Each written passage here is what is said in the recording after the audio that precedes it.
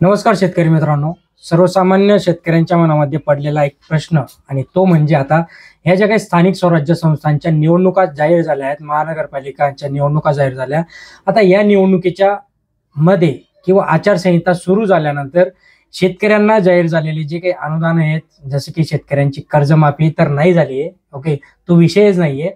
शेतकऱ्यांना जे अनुदान जे की 31,000 कोटी रुपयाचं पॅकेज हे देवेंद्र फडणवीसने जाहीर केलं होतं, ते शेतकऱ्यांच्या खात्यामध्ये येणार का, हा सगळ्यात महत्त्वाचा प्रश्न शेतकऱ्यांच्या मनामध्ये आज पडलेला आहे. तुमच्या आमच्या सगळ्यांच्या मनामध्ये हा प्रश्न पडलेला आहे आणि याच्यावरच आपण अगदी 1-2 मिनिटांमध्ये तुम्हाला समजावून सांगणार आहे की पैसे येणार का नाही.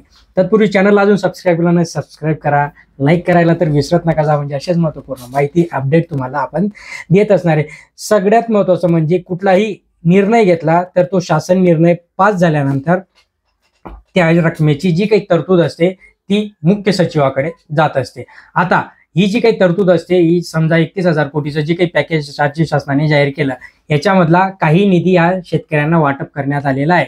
आता ह्याच्यातलं जे काही थोडंसं राहिलेले शेतकरी आहेत, म्हणजे बहुतेक शेतकरी, थोडे नाही, बहुतेक शेतकरी याच्यात राहिले आहेत, तर त्या शेतकऱ्यांना आता मुख्य सचिवाने त्या 31,000 कोटीच्या पॅकेजवर सही केलेली आहे. आता ह्याच्यातनं म्हणजे 31,000 कोटीवर सही केली आहे, पण सगळ्यात महत्त्वाचं म्हणजे राज्याच्या तिजोरीत तो पैसा आहे का नाही हे देखील मुख्य सचिव तपासत असतो. मग आचारसंहितेमध्ये शेतकऱ्यांच्या खात्यामध्ये पैसे पडतील का, तर जे शेतकरी पात्र आहेत आणि ज्या GR वर आणि त्या GRच्या अनुषंगाने जो निधी आहे, तो निधी जर राज्य शासनाने मुख्य सचिवाकडे पाठवला असेल की ठीक आहे, आमच्याकडे एवढे पैसे आहेत, आता आम्ही हा निधी शेतकऱ्यांना देऊ शकतो, त्यावेळेस ते पैसे शेतकऱ्यांच्या खात्यामध्ये रिलीज होतात.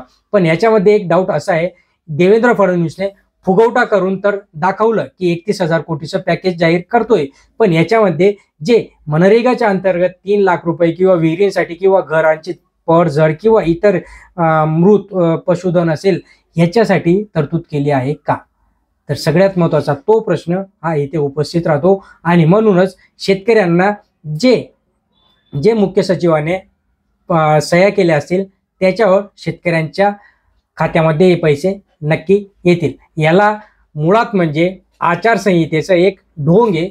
आचारसंहितेचं फक्त एक यांना नाव आहे की आचारसंहितेमध्ये आम्ही पैसे टाकू नाही शकत, पण पैसे हे टाकू शकता मुख्य सचिवाची साईन झाल्यानंतर. त्यामुळे मित्रांनो, तुम्हाला देखील जर अजून अनुदान किंवा अतिवृष्टीचे पैसे आले नसतील तर ते नक्की येतील, त्यामुळे घाबरायची काही गरज नाहीये.